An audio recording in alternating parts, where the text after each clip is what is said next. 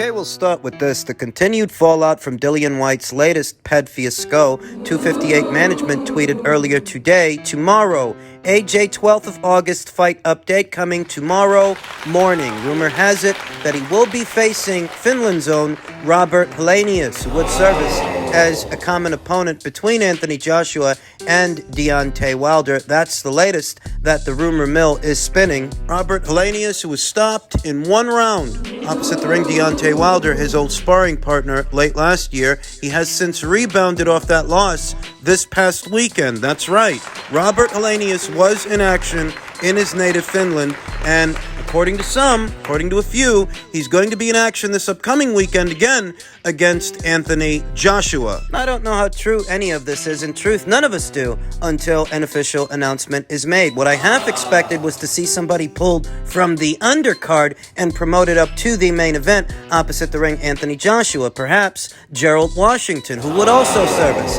as a common opponent between Anthony and Deontay. That's what I was expecting. Under these circumstances, almost anyone is permissible. It's short notice. Really don't want to spend a lot of time on that because we'll get the answers we need briefly. At the center of it all is Dillian Whyte, who many people are saying his boxing career is over. At least at world level, his boxing career is over. It's over. But I won't rush to judgment or jump to conclusions. Per Dan Rafael's sources, Matchroom is working with Joshua and DAZN on a restructured deal to go forward with Saturday's card that would no longer be a pay-per-view in the UK. Not done yet. Let's see if they can come to a deal. I think they're doing right by the consumers restructuring the deal. Joshua versus Whyte 2. For all the criticism that it got, it was going to be a big money fight. They sold it out. I mean, I wasn't that psyched to see the fight myself. I wasn't that excited about it. But in the United Kingdom, Joshua versus Whyte, the rematch, was set to be a big show, a very big fight. Now that Dillian has screwed the pooch, it's only right that they restructure the deal so it doesn't cost the consumer that much money to take in what is a late replacement. I don't really think Matchroom's critics are going to give Matchroom much credit for restructuring the deal to make the fight available to more people. It's become the trendy thing to do, to take the piss out of Matchroom, take the piss out of Eddie Hearn. You would have almost thought that it was Eddie Hearn that tested positive for a banned substance, the way that some people are treating this. Whenever a Matchroom fighter gets themselves in hot water, there are people that try to make it Eddie Hearn's fault, but I didn't see anybody making it Bob Arum's fault that Oscar Valdez tested positive for a banned substance. Frank Warren's fault that Zolani Tete. When he tested positive for a banned substance, I didn't see anybody trying to crucify Frank Warren for that. Zolani Tete. What's going on now doesn't benefit Eddie Hearn, Matchroom, or DAZN in the slightest. People are acting like it's their fault that Dillian Whyte tested positive for a banned substance again. Perhaps not just one. Via Dan Rafael's sources, he's told Dillian Whyte failed multiple VADA tests in his latest situation. That's why some people are saying that Dillian Whyte's time at world level, his boxing career, is over. I won't rush to judgment myself. Need I remind you that Jermell Miller tested positive for multiple banned substances 2 times consecutively, and after roughly a 2 or 3 year hiatus, he's right back. He came right back. He wouldn't be the first fighter that tested positive for a banned substance or banned substances on more than one occasion. You're talking about Lucas Brown, Luis Ortiz, Alexander Povetkin. These are guys that tested positive for something more than once, and they ended up coming right back. So I have no doubts the same could apply to Dillian. My only question is, does this do to Dillian's relationship with Matchroom what it did to Jermell Miller's relationship with Matchroom? Strained it. In so many words, Eddie Hearn has made it known that he won't be working with Jermell Miller again under any circumstances. Does Dillian's fiasco do to his relationship with Eddie what Jarrell's fiasco did to his relationship with Eddie? Dillian Whyte has already professed his innocence, but this ain't our first rodeo. He's not the first guy that tested positive for something and said that he don't know nothing about it, that he's innocent. That's what they all say. Practically any and every fighter that has ever tested positive for a banned substance has a lofty explanation as to how that got there, how those chemicals found their way. It's the same the world over. Into their system. After 3 separate occasions where Dillian Whyte tested positive for something that wasn't supposed to be in his body, it's safe to say that giving him the benefit of the doubt at this point, don't be naive. Eddie Hearn and Matchroom stood by him when he tested positive for a banned substance ahead of the Oscar Rivas fight, the WBC interim title fight that would see him crowned the WBC's mandatory challenger. I don't get the sense they're going to stand by him for this, but we'll see. It's all par for the course. Not our first rodeo as boxing fans. In truth, I am less and less concerned with what happens to Dillian Whyte at this point in the juncture, afforded a second chance, a second opportunity to share the ring with Anthony Joshua. It's not even the first time they offered Dillian the rematch. Right around the time all that stuff happened with Jarrell Miller, they offered Dillian Whyte the second fight. Couldn't come to an agreement then. He screws the pooch now. This is the second time he has been offered a second fight, a second crack at the apple with Anthony Joshua. At this point, just is what it is. The show must go on. This was all intended to be a keep busy fight anyway. A keep busy fight en route to a bigger fight with Deontay Wilder. We'll find out what's what tomorrow. Men's junior middleweight and super middleweight news ahead of the upcoming fight with Canelo Alvarez. Jermell Charlo said, about to shock the world at 168, but I'm coming back to hold my throne down at 154. I'm the king. Nothing will stop me. Mega fights from here on out. After my boys' rematch, we can give the people what they want and make the Crawford fight happen, but Errol Spence Jr. is to be successful in that rematch. Why would Jermell have to fight him? Well, maybe Jermell doesn't think it's going to go Errol Spence Jr.'s way. He let that slip out. Perhaps that's some sort of variation of a Freudian slip, that Jermell still anticipates moving back down in weight to take on Terrence Crawford because he doesn't think Errol can beat him. Something like that. He was ringside. He knows what he saw. We all do. And we all saw that after Terrence Crawford scored one of 3 knockdowns in that fight, he ran to the corner and called out Jermell Charlo during the fight. Not even the first time that he called him out. Further indication that Terrence Crawford felt his next destination would be junior middleweight, and the next big name he'd like to take on would be Jermell Charlo, a sentiment that he's expressed more than once, though most recently in action opposite the ring, Errol Spence Jr. I feel that under pressure to respond to Terrence's call-out that everybody saw. Feels pressured to respond. There's a lot wrong with the idea that beyond the Canelo fight, Jermell will return to the men's junior middleweight division to take on Terrence Crawford, of all people. For starters, if by some chance he were to pull off this miracle and he beats Canelo at 168, there could be a second fight, a rematch, worth more money than a Crawford fight. So in that scenario, why would you move back down? You stand to make more money up there at super middleweight. That's if he wins. If he loses, one of the cardinal sins in the sport of boxing is moving up in weight then moving back down. Now, I will say that the ladies in women's boxing, they seem to be able to take more liberties without as many consequences as the men.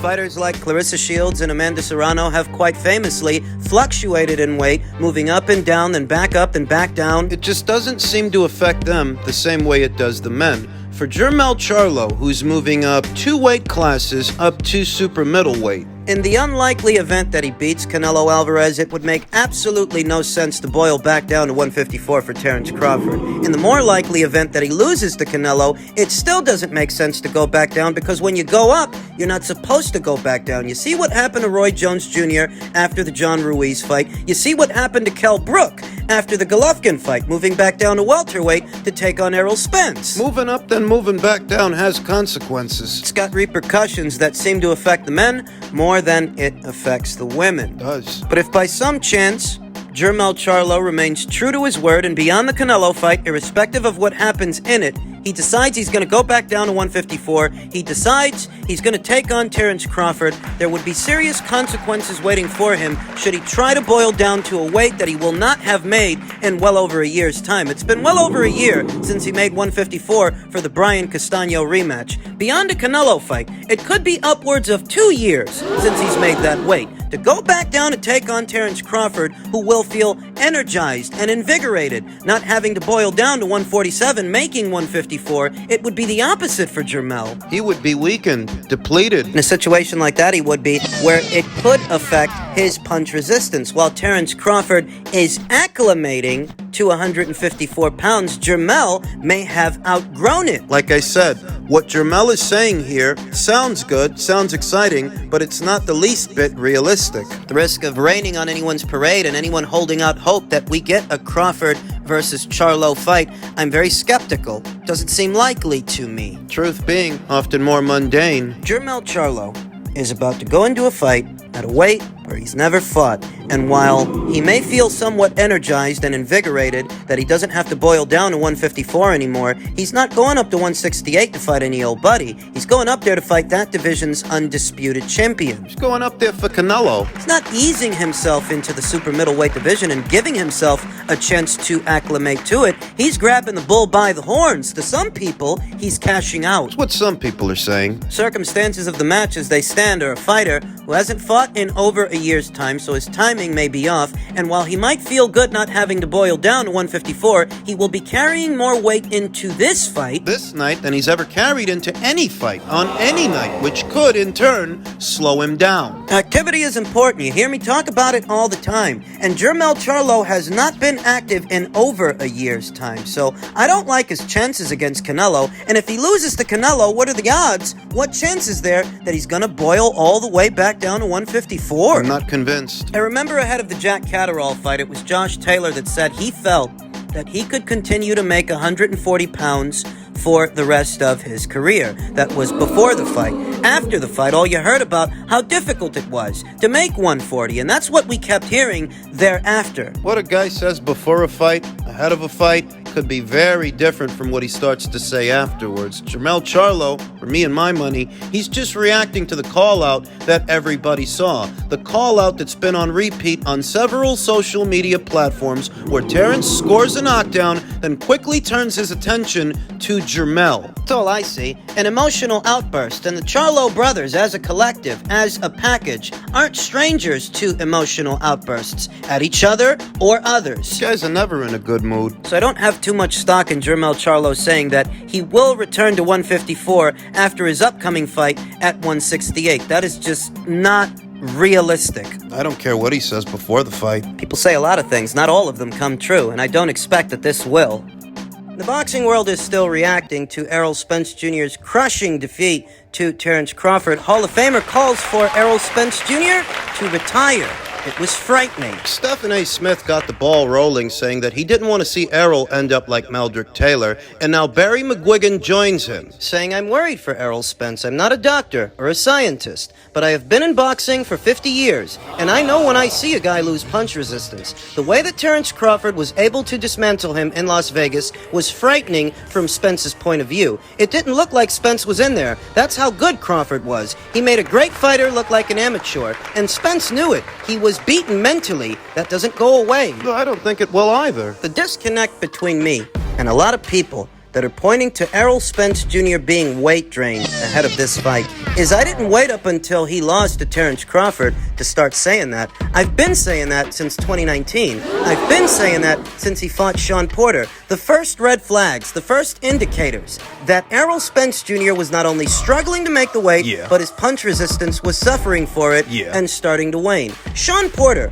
was never known as that big a puncher. What does this mean? It means that when you're visibly rattled and your legs buckle at the hands of a non-puncher like Shawn Porter, it's a red flag. It's a sign, and it's a sign that's been there all the way back there since 2019, before Errol's car accident, before his retina injury. I'm not stupid. That car accident could have compounded what was already a worsening condition. Errol Spence Jr. took a shot over the top and another shot to the body from Shawn Porter, a guy who's not known for being all that heavy-handed. And I noticed that Errol Spence, he wasn't wearing those punches well. Now, Errol's supporters, at the mere mention that Shawn Porter hurt Errol in that fight, immediately talked it down and ignored it. You can't recapture your ability to take a shot, Barry McGuigan continued. If that code is cracked in your brain and nervous system, if that has been broken, it's not coming back. The signs, as far as I'm concerned, were very worrying. I believe he should consider walking away rather than going up 7 pounds to take on Crawford again. That's what Barry had to say about it. I've had Terrence Crawford beating Errol Spence Jr. since this fight became a conversation, long before